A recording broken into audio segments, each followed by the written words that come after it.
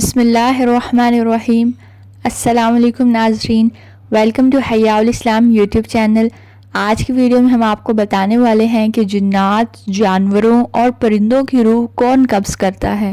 ایک حدیث مبارکہ کا مفہوم ہے کہ حضرت عبداللہ بن عباس رضی اللہ تعالیٰ عنہ نے فرمایا کہ 4 قسم کے فرشتے ہیں جو کہ روح قبض کرتے ہیں۔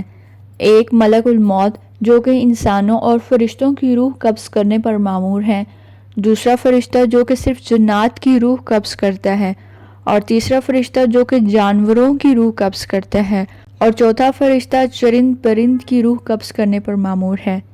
ایک اور حدیث مبارکہ کا مفہوم ہے کہ جنات کو بھی موت آتی ہے، تو اس سے ہمیں بھی معلوم ہوتا ہے کہ جنات بھی اپنی عمر پوری کرنے کے بعد اس دنیا سے چلے جاتے ہیں۔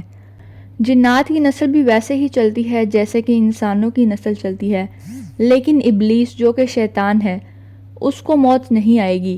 اللہ تعالیٰ نے اسے قیامت تک کے لیے مہلت دی ہوئی ہے، اور جب بھی اس کی عمر بڑھتی جاتی ہے اور بوڑھا ہونے لگتا ہے تو اللہ تعالیٰ پھر سے اس کو 30 سال کا کر دیتے ہیں، اور جب تک یہ دنیا قائم رہے گی وہ اسی طرح جوان رہے گا۔ اور اللہ تعالیٰ نے اس کو لوگوں کے لیے آزمائش بنایا ہے، لیکن جو اللہ کے نیک بندے ہیں وہ شیطان کی باتوں میں نہیں آئیں گے اور اس کی پیروی نہیں کریں گے۔ اللہ تعالیٰ ہمیں اپنے نیک بندوں میں شامل فرمائیں اور ہدایت پر گامزن کریں۔ ملتے ہیں نیکسٹ ویڈیو میں، اپنا خیال رکھیں، دعاؤں میں یاد رکھیں۔ اللہ حافظ۔